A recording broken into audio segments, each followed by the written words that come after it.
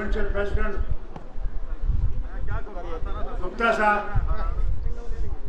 मेरी बहनें, मेरे भाई और आप सब जो यहाँ तशरीफ लाए हैं, बड़ी खुशी की बात है कि आज मौका मिल रहा है फिर से आपसे बात करने का। मैं ज़्यादा पुरानी हिस्ट्री नहीं बयान करूँगा, उसके लिए वक्त नहीं। हमने मुकाबला करना है, फिरका परस्ती का मुकाबला करना। ये जो हिंदू और मुसलमान में एक दीवार बनाने की कोशिश कर रहे हैं, इस दीवार को तोड़ना है। और उसके बगैर न हिंदुस्तान बचेगा, न ये रियासत बचेगी। अगर हिंदुस्तान को बचाना है तो इस नफरत को हमने दफन करना है, जला देना है। क्योंकि ये नफरत जो है, यही सबसे बड़ा इस वक्त मुद्दा है जिससे ये इलेक्शन जीतते हैं। हर इलेक्शन में मैंने ये देखा है, जब से हिंदुस्तान आजाद हुआ है, नफरतें बढ़ाई जाती हैं। मुसलमान लीडरों को मुसलमानों के इलाके में ले जाते हैं, हिंदुओं के इलाकों में हिंदू को ले जाते हैं। क्या ये अच्छा होता अगर उस वक्त मुसलमान लीडर को हिंदू के इलाके में ले जाते और हिंदू के लीडर को मुसलमान के इलाके, मगर नहीं। और यही है, पिछला इलेक्शन भी जीता गया। बालाकोट बालाकोट बालाकोट, क्या लाइन बदल गई? क्या हमने कोई हिस्सा हिंदू पाकिस्तान से वापस लिया? वो लाइन तो वहीं पर खड़ी है। अपना ही जहाज वहां गिराया तो क्या मिला? हाँ, बीजेपी की हुकूमत है। आज भी यही कर रहे हैं। आज भी यूपी को जीतने के लिए ये लोग नफरत फैला रहे हैं और आपके जम्मू में कर रहे हैं, जो ये कहते हैं जम्मू जम्मू जम्मू जम्मू जम्मू। नेशनल कांग्रेस, मेहरबानी कर नारे बस। मुझे ये बताएं, जम्मू कश्मीर का गेट है, और ये जो सोचते हैं कि हम इस रियासत को तोड़ देंगे, तो उनको मैं कहना चाहता हूं, खबरदार, वो सोच न रखना जिससे ये वतन बचेगा नहीं। इस वतन को बनाया है तो उन लोगों ने बनाया जिन्होंने कभी जवाहरलाल को लाल किले पे 15 अगस्त पे झंडा उड़ाते हुए नहीं देखा। उसमें वो हिंदू भी थे, मुसलमान भी थे, सिख भी थे, ईसाई भी थे, वो भी थे जिनका कोई धर्म नहीं था, मगर भारत के लिए, उस हिंदुस्तान के लिए लड़े जिसमें हम सब रह सकते थे।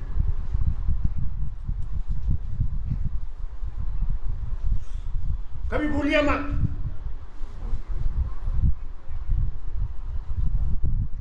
जम्मू में नफरत की लहर आज से नहीं है, 47 से। जहां कश्मीर में नेशनल कॉन्फ्रेंस थी, यहां पे मुस्लिम लीग थी।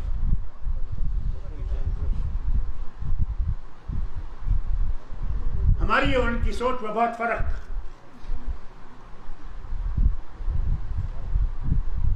और उस सोच के फर्क की वजह से 47 में जो कांड यहां जम्मू के इलाकों में हुआ, वो उसी की वजह से। और अगर आज भी वो नफरत बढ़ती रही, तो मैं इनसे कहना चाहता हूं जो हुकूमत करते हैं दिल्ली में, खबरदार रहें। हिंदुस्तान के इतने टुकड़े होंगे, इनको रुका नहीं सकते, बचा नहीं सकते। अरे मुझे बताओ, मैं कश्मीरी हूं, मेरे इलाके में सर्दी इतनी जबरदस्त होती कि पूछिए मत। मेरा खाना अलग, मेरा पहनना अलग, मेरे घर अलग। तमिलनाडु से मेरा क्या है, उनका मौसम कभी इतना ठंडा नहीं होता,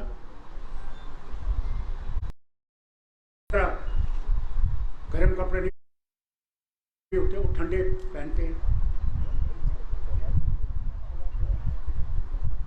उनका खाना हमारे से बिल्कुल अलग। मगर किस चीज ने हमें एक रखा? वही हाल बंगालियों का। मगर सिर्फ एक सोच से कि हम इकट्ठे इस हिंदुस्तान को बनाएंगे, उसके बगैर नहीं बनेगा, उसी लिए हम सब लोग इकट्ठे हैं। मगर जो ये सोच रखते हैं, पहले तो हमें पाकिस्तानी कहा गया, इस जमात को पाकिस्तानी कहा गया, फिर आपके सामने आए, भूलिए मत, बिल नंबर 9 आ गई है, अब पाकिस्तानी आएंगे, वो आपको घरों से निकाल देंगे, आपको खत्म कर देंगे, आप जमीन ले जाएंगे। और मैं कहता रहा आप लोगों से कोई नहीं आ सकता जब तक दिल्ली वाले इजाजत देंगे। मगर आपने सुना है, जरा बताइए, आज उनसे पूछिए जो उस वक्त नारे मार रहे थे, कौन आया, कौन बसा, किसको निकाला, पूछिए। मगर यही बेवकूफ़ी हम आज भी कर रहे हैं। आज भी हम ये समझते हैं कि बस जम्मू बचेगा, बाकी जाए भाड़ में। जम्मू बचेगा नहीं जब तक हिंदुस्तान नहीं बचेगा। और इसलिए आपसे कहता हूं, आप वर्कर से कहता हूं, क्योंकि आप हैं जो नेशनल कॉन्फ्रेंस की जड़ है। आपने इन लोगों का मुकाबला करना है, इनके झूठ का मुकाबला करना है।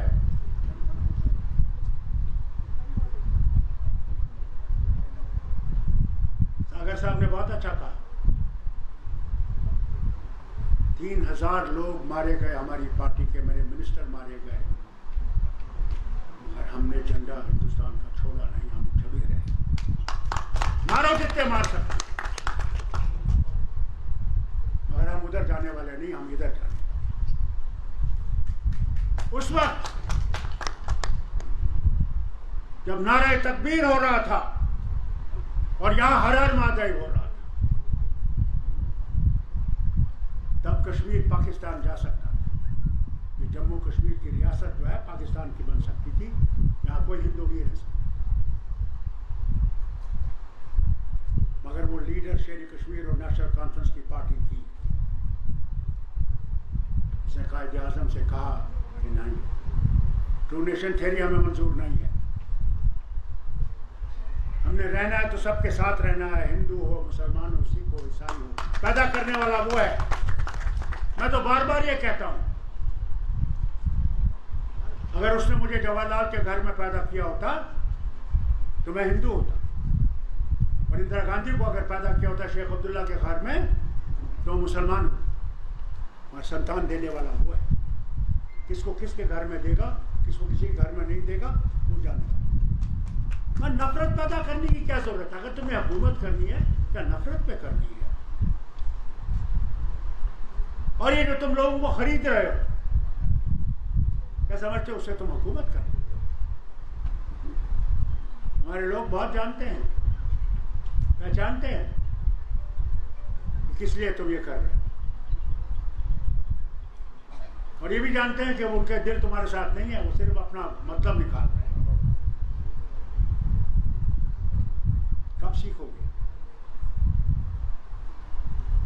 याद है कहते थे आप खाते थे, क्या उसकी कीमत बढ़ गई कि आप नहीं खा सकते? आप आज मैं इसी वज़ीर आज़म से पूछता हूँ, जो आपने हमसे वादे किए थे वो कहाँ है? आज गैस सिलेंडर कहाँ पहुँच गया? मेरी माँ और बहन जो है, यहाँ से जम्मू के शहर से आरएसपुरा जाना चाहते हो, उसकी टिकट कितनी बढ़ गई है? अगर आप पठानकोट जाना चाहते हो, उसकी कीमत कितनी बढ़ गई है? बैठ जा बैठ। तो ये देखिए आप कि कहां पहुंच गए हम। जो वादा करते थे कि हम इसको जन्नत बनाएंगे, उन्होंने इसको जहन्नम बना दिया है। अगर तुमने इलेक्शन जीतना है तो जहन्नम मत बनाओ, जन्नत बनाओ, फिर इलेक्शन जीतो। और तुम्हारे लीडर आते हैं, वजीर आते हैं, बड़े वजीर घूमे, कहाँ गए? तुम्हारे गांव में नहीं गए? पहलगाम गए, गुलमर्ग गए, सोनमर्ग गए, खाना पीना खा के वापस दिल्ली गए कि हमारे मंत्री सारे जम्मू कश्मीर में घूम के आ गए। कमाल दे। अरे कितना लोगों को बेवकूफ बनाओगे, कितना? क्या ये समझते हो कि वही लोग हैं जो 52 में थे? नहीं, आज पढ़े लिखे हैं, आज पहाड़ों पे भी पीएचडी वाले हैं, डॉक्टर हैं, नर्सें हैं, पैरामेडिकल लोग हैं जो पढ़े लिखे हैं, ग्रेजुएट्स हैं। वो जानते हैं कि हो क्या रहा। आप मीडिया को देखिए, कितना मीडिया को दबाया हुआ है। अगर एक भी अखबार वाला या मीडिया का दूसरे जो रुख है वो कोई भी चीज सच्ची बयान करे, उसके एडिटर को पहले ही पुलिस थाने में बुलाया जाता है कि खबरदार, कुछ दूसरा करोगे तो तुम्हारे ऊपर हम ऐसे कानून लगाएंगे कि पूछिए मत। भूल गए? यूपी में सबसे बड़ा अखबार था, आज भी है, उसके ऊपर रेट था क्योंकि वो सच लिखता था। उसने दिखाया कि कोविड में किस तरह लाशें जो हैं जमुना और गंगा में डाली जा रही है। देखा, और ये कहते हैं कि 5 लाख मर गए, और जब उसका एस्टिमेट किया गया उन्होंने कहा 50 लाख से ज्यादा लोग मर गए।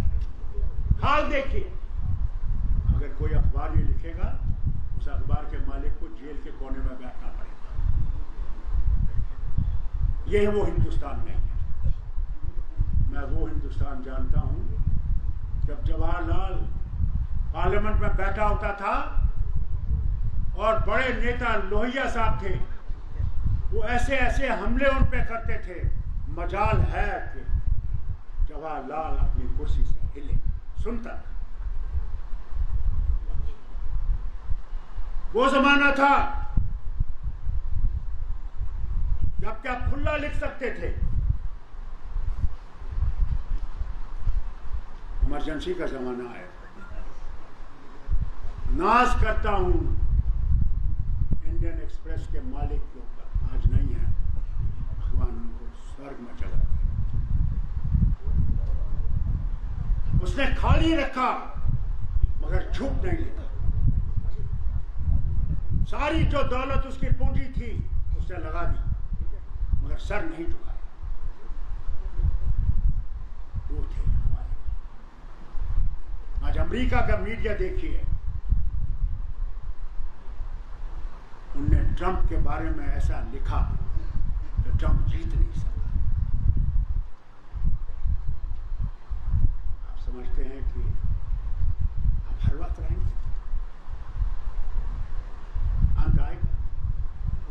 और जिन्हीं अखबारों को आपने दबा के रखा है वो खुल्लम खुल्ला लिखे। और मैं अल्लाह से यही कहता हूँ, तब तक मुझे नहीं लेना इस दुनिया से, जब तक मैं वो नहीं देखूँ कि हमारे अखबार सच्चाई से लिख सके और सामने लिख सके।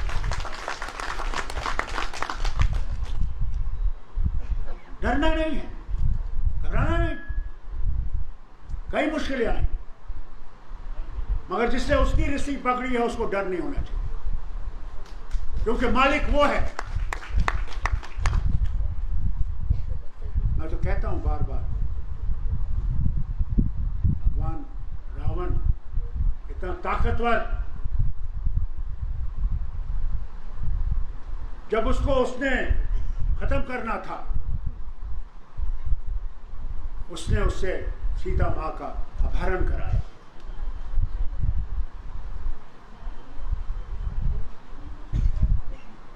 और वही लंका यहाँ का वो बादशाह था। हनुमान जी से उसको जलवा दिया। और फिर जब दशहरा मनाते हैं आप, वहाँ तीनों को खत्म कर, रावण को भी, कुंभकर्ण को भी, मेघनाथ को। मालिक वो है। जरूर मुश्किलें हैं, कौन कहता नहीं है। सच बोलना मुश्किल हो गया, क्योंकि थाने में ले जाए, अंदर कर। वो थानेदार भी क्या करेगा, उस पर जोर है हुकूमत, उसको अपनी नौकरी बचानी।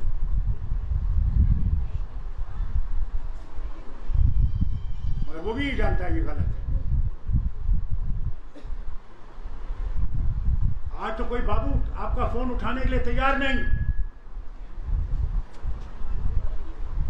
अपने डीडीसी के इलेक्शन किए, स्पीकर साहब ने पार्लियामेंट के बहुत बड़ा इजलास किया कश्मीर में, मैं भी वहां था। मैंने कहा जो डीडीसी के मेंबर बने हैं, पंचायत के मेंबर बने हैं, ये लोगों के सामने क्या लेके जाएंगे? ये तो इलेक्शन करके आ गए, मगर अब वो गांव वाला पूछता मेरी सड़क कहाँ है, मेरा पानी कहाँ है, मेरी डिस्पेंसरी का हाल क्या है? वो क्या कहेंगे? आपने दिखाने के लिए तो कर दिया, मगर उनको वो हक नहीं दिया जिसके बारे में आप कहते थे, आसमान से कहते थे कि अब पंचायती राज बनेगा और पंच जो होगा उसमें कोई ताकत होगी। मैं हुकूमत से पूछता हूँ, क्या ताकत दी आपने उनको? क्या ताकत? क्या उनके पास कोई ताकत है? अफसर उनकी बात सुनने के लिए तैयार नहीं है,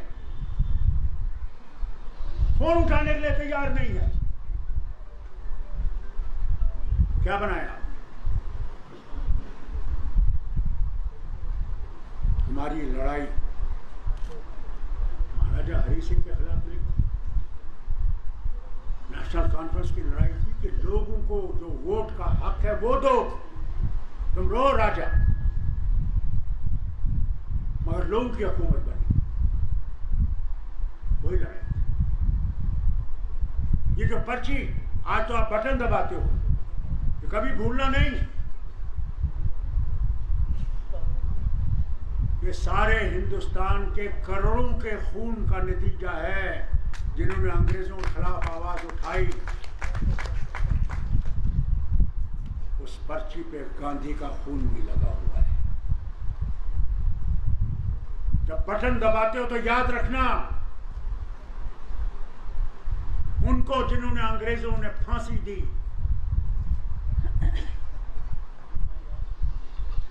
तीनों फिरोजपुर में उनका मेमोरियल बना हुआ है। भगत सिंह, मैं गया वहां अभी मार्च में,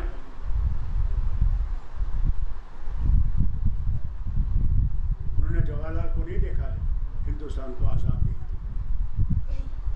मगर कुर्बानी दी उस डायर के खिलाफ जिसने जलियांवाला बाग का किस्सा किया था। हजारों उस कुएं में पड़े थे बेगुनाह।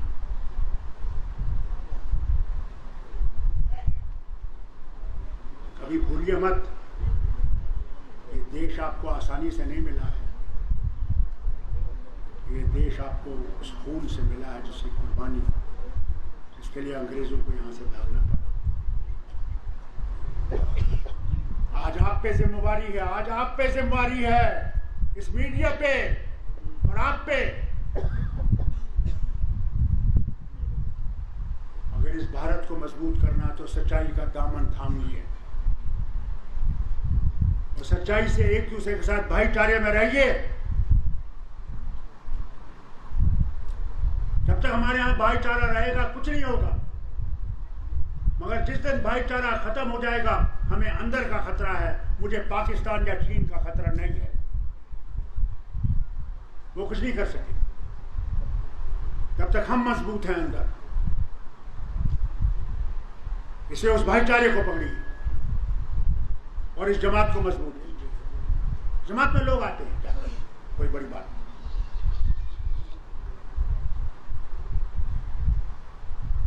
मगर अपने आप को मजबूत करें। बड़े ऐसे ऐसे चीजें, जैसे जैसे इलेक्शन करीब आएगा आप देखना क्या क्या नेता आएंगे। वो नेता भी आता था, आएगा तो कहता था गोली मारो सालू को। किसको मारना है गोली, किसको? सोच तो मुझे इस बात का है, इसको सुप्रीम कोर्ट में इसको खड़ा करना चाहिए। वो नफरत फैलाता है और फिर कहता है मैं मिनिस्टर भी हूं। वज़ीर आज़म, भारत बनाना है तो भारत में इंसानियत को पैदा कीजिए। नफरत से भारत नहीं बनेगा। नफरत से ये वतन खत्म हो जाएगा। उसको याद रखिए। वाजपेयी ने क्या कहा? कश्मीर आया था, आरएसएस का आदमी, और कहा हमने इस रियासत का कश्मीरियत, इंसानियत और जमहूरियत में इसका फैसला किया।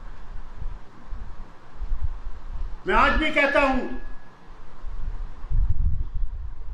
जब तक आप पाकिस्तान से बात नहीं करेंगे और दोस्ती के हाथ दोनों मिलाएंगे नहीं, हम कभी आराम से नहीं रह सकते, कभी नहीं।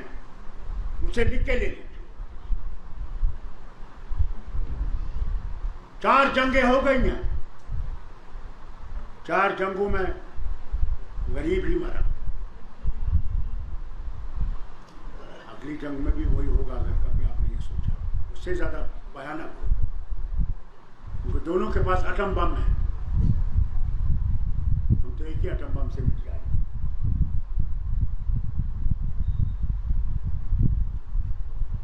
और खुद वाजपेयी ने मेरे सामने कीचवाल में, जहां पाकिस्तान की कश्मीर की सरहद बिल्कुल सामने है, हम पानी का मुआवजा उनको, आज मुझे पता नहीं, जब मेरी हुकूमत थी तब भी देते थे, क्योंकि हम पानी वहां से लेते थे उस इलाके। और क्या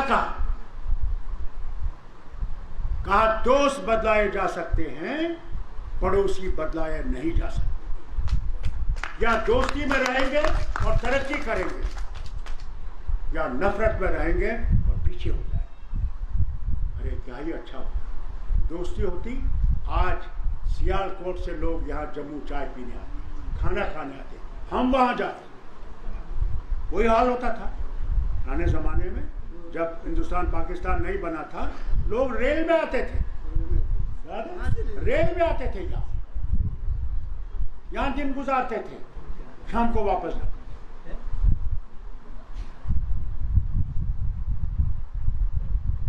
अरे मैंने मेडिकल कॉलेज में जब चू एन लाई आता था, चीन का वजीर आजम और जवाहरलाल उसके साथ होता था, मैंने मेडिकल कॉलेज का लड़के होकर मैंने हिंदी चीनी भाई भाई दोनों झंडे ऐसे उठाता था। आज कहाँ पहुंच गए? नफरतें कहाँ पहुंच गई? बॉर्डर पे बैठे, हमारी जमीन पे बैठे हुए, और आप बात नहीं।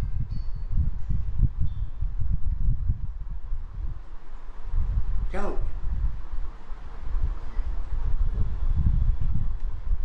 हम दोस्ती में रहेंगे तो ये जो पैसा हम लोग इन जहाज़ों को और इन टैंकों को और इन चीज़ों को लेते हैं, वो हम अपने किसान को उठाने के लिए लेंगे, उसकी गरीबी दूर करने के लिए लेंगे। आज हम लोग 101 नंबर पे पहुंच गए हैं बुखवारी में। सोमालिया के साथ हमारा दर्जा आ गया है, जबकि इंदिरा गांधी के वक्त में ग्रीन रेवोल्यूशन आया था। हम लोग अपने न सिर्फ खुद खाते थे बल्कि दुनिया में बेचते थे अपनी फसल। आज कहां पहुंच गए? आप देखें, यही जम्मू, इसके बारे में वो जम्मू जम्मू जम्मू कहते हैं, पार्लियामेंट में बैठा था, मुझे टेलीफोन आया कि यहां लोग मर रहे हैं, गैस नहीं है, ऑक्सीजन नहीं है। वजीर हर्षवर्धन साहब हेल्थ मिनिस्टर थे,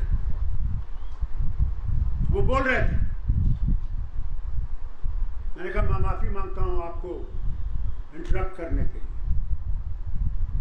मगर मेरी बात सुन लीजिए। मैंने कहा हमारा दारुल खिलाफा सर्दी का जम्मू, उसके अस्पताल में ऑक्सीजन नहीं है। जहां ये आप बड़े बड़े तकरीरें कर रहे हैं, वहां लोग मर रहे हैं।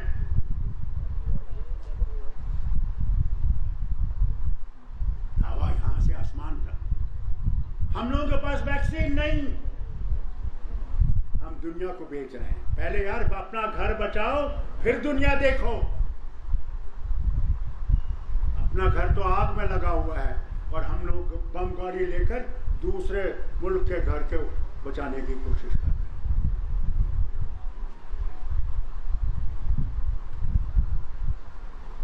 नहीं चलेगा, इससे बाज आए। हुकूमतें आती हैं जाती हैं। राजीव गांधी की भी हुकूमत थी, 400 थे मेंबर, आपके भी 300 है।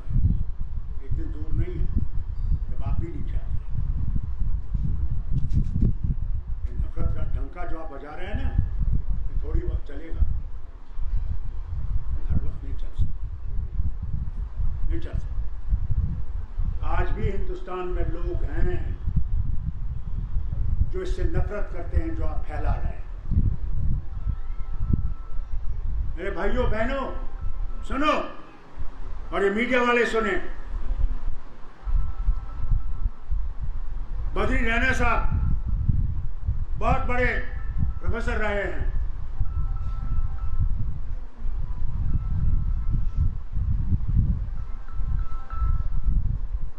इनको आराम नहीं आता, इनको आराम नहीं आता।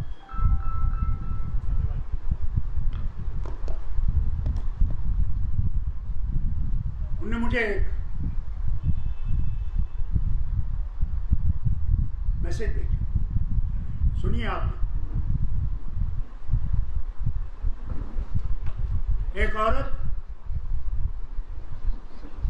जो पली थी लखनऊ में, पढ़ा था, बड़ी हुई लखनऊ में,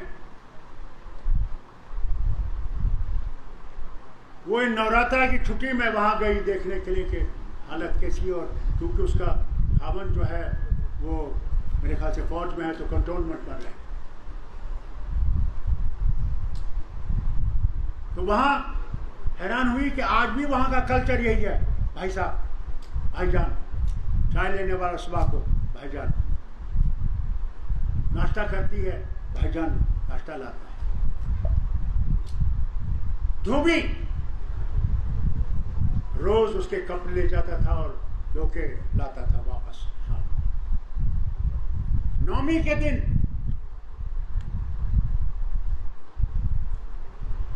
धोबी नहीं आया, तो उसने पूछा, टेलीफोन किया धोबी को, आप क्यों नहीं आए हमारे कपड़े लेकर? उसने कहा जनाब आज नौमी है, तो मेरी छोटी बेटी 7 साल की है, वो इन घरों में जाती है जहाँ मैं कपड़े धोता हूँ, और इसको उस दिन वो भगवती का रूप देते हैं और उसकी पूजा करते हैं। ये आज भी होता है, गंजा पूजा होती है, तो इसकी पूजा होती है, इसलिए हमें देर लग गई आपके यहाँ आने में। उसने कहा ये कौन है? उसने कहा यही वो बेटी है मेरी, इसकी कन्या पूजा हुई। वो बेटी बड़ी खुश कि उसने आज उसकी पूजा हुई, उसने थोड़े से पैसे भी कमा लिए, बड़ी खुश थी। तो इस औरत ने उससे पूछा, प्रीति ने धोबी से, तुम्हारा नाम क्या है? देखिए हैरानी, देखिए। धोबी कहता है मेरा नाम मोहम्मद है। उसका दिल बैठ गया, मुसलमान लड़की पूजा हो रही है।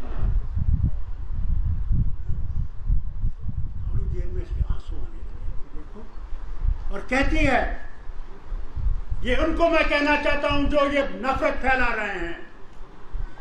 और कहती है आंसू से, आज भी मेरा हिंदुस्तान जिंदा है, आज भी मेरे हिंदुस्तान में नफरत गायब हो।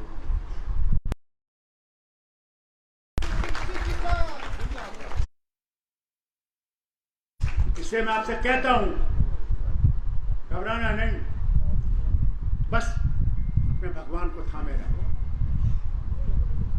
अपने अल्लाह को थामे रखो, और उससे ताकत, वही ताकत है। इंशाअल्लाह ये जमात मरेगी नहीं, न मरेगी, न मरी है, न मरी थी। एक ज़माने में नरसिम्हा राव जी की हुकूमत थी, तो कहते थे फारूक अब्दुल्ला की हुकूमत, तो वो जो नेशनल कौन, वो तो मर गए। कहाँ है नेशनल? मैं विलायत गया, मुझे लोग विलायत भेजे, फारूक साहब आइए, तशरीफ लाइए, हमें किसी से बचाने वाला तो वो। आज भी आपसे कहता हूं, जम्मू कश्मीर बचेगा नेशनल कॉन्फ्रेंस की मेहरबानी से, नहीं तो नहीं। मारो बंदूक, तुम जितना मार सकते हो। बीजेपी वालों, आरएस वालों, मारो नारे जितने तुम मार सकते हो। तुम भाईचारे को खत्म नहीं कर सकोगे, तुम ही खत्म हो जाओ। मुझसे लिख लो, लिख लो मुझसे, मैं खून से लिखने को तैयार हूं। कोई धर्म नफरत नहीं सिखाता, कोई इंसान बुरा है, धर्म बुरा नहीं। अपने धर्म की तरफ चलो। मैं मुसलमान भाइयों से कहता हूं, तुम नाम के मुसलमान रह गए हो, अमल के मुसलमान नहीं रहे। तुम नमाज नहीं पढ़ते, रोजा नहीं रखते, सच नहीं बोलते, कम तोड़ते हो, बेईमानी करते हो, झूठ बोलते हो। यही हाल हमारे हिंदुओं का, सिखों का, क्योंकि हम उससे दूर हो गए। हमें माया जाल ने फंसा रखा। माया जाल समझते हैं, अगर 1 करोड़ है, दूसरा करोड़ बना रहा हूं, कोई पता नहीं कर रहा क्या होगा। ये नहीं पता है, जब वो आएगा पता ही नहीं लगेगा, सारा यही तरह है।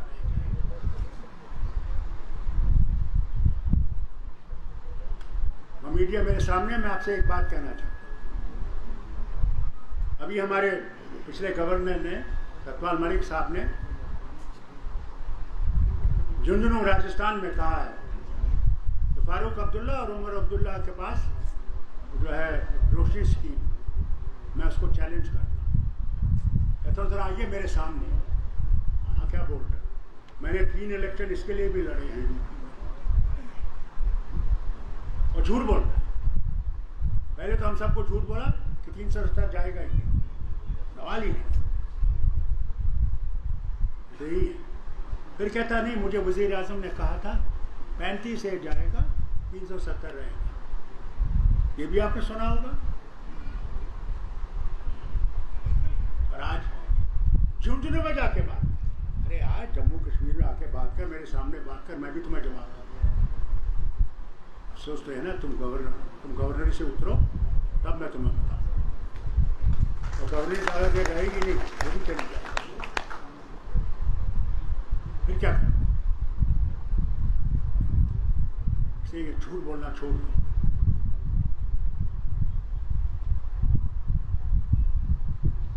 रोशनी स्कीम का देखना है, पता लग जाएगा इनको कि इन्होंने उसका फायदा उठाया। किसे थी ये रोशनी का मकसद था कि हम पावर प्रोजेक्ट बना सकें। मैं 9 प्रोजेक्ट हमारे पास थे पावर के, और मैं हुकूमत के पास गया। वाजपेयी जी प्राइम मिनिस्टर थे और पावर मिनिस्टर थे वो साउथ इंडिया के कुमारमंगला।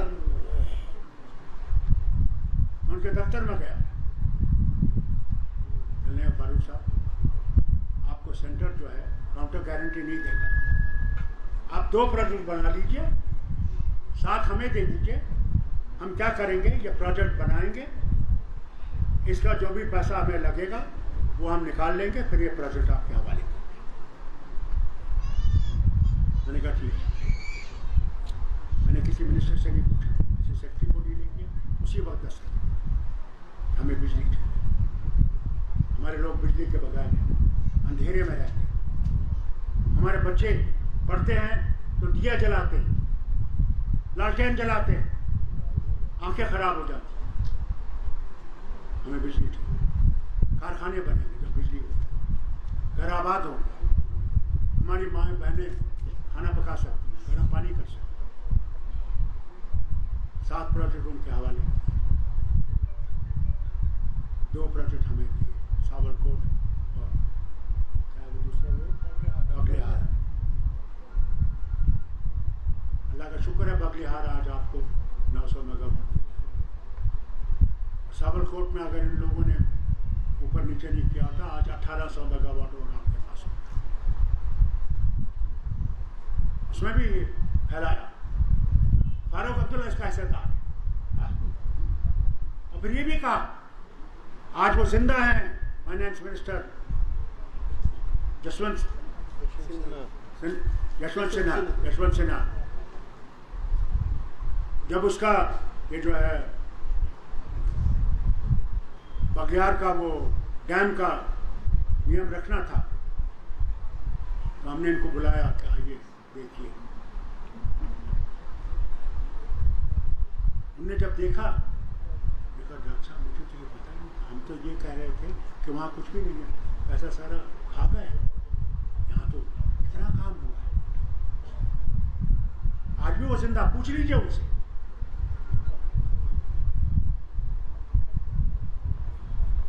इंसान जब जाएगा कुछ नहीं साथ ले जाएगा, ये कपड़े भी नहीं साथ जाएंगे, ये जिस्म भी यही रह जाएगा, ये भी या तो जलाया जाएगा या खाक हो जाएगा कब्र में, सिर्फ रूह जाएगी, आत्मा जाएगी।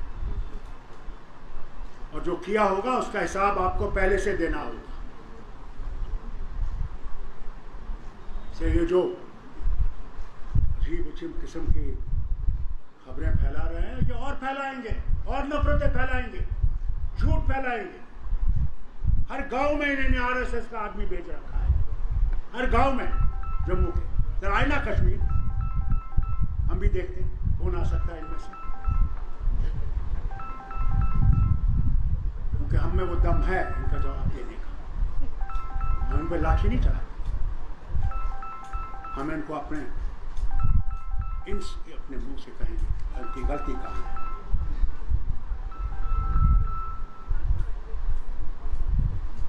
कोई काम नहीं तुम्हें और।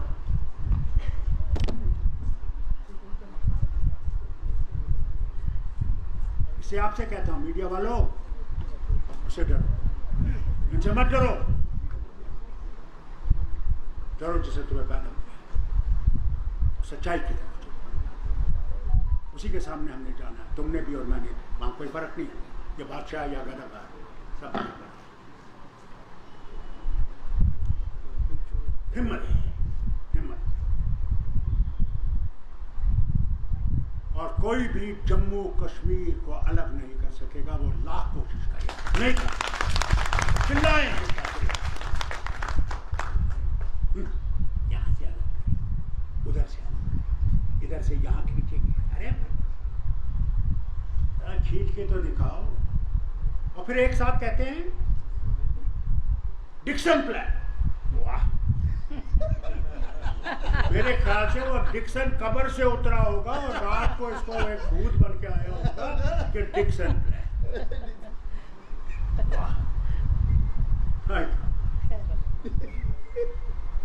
आप कौन सा प्लान लाओगे? डिक्सन तो मर गया, आप कौन सा प्लान लाओगे? यह हाल है, झूठ, नफरत। और मैं भाई बहनों से सिर्फ अपील करता हूं, मुझे और कुछ नहीं चाहिए। मुझे सिर्फ चाहिए कि हम नफरत को डुबो सकें, नफरत को जहन्नम में फेंक सकें और भाईचारे को जिंदा रख सकें। बस मुझे और कुछ नहीं चाहिए। वो दे दीजिए। मैं उससे दुआ करता हूं हम सबको सलामत रखे और हमें अपने भारत की जो है उसकी शान दिखाएगी। उसकी शान है एकता में, इत्तेहाद में, इत्तेफाक में और भाईचारे में। बहुत बहुत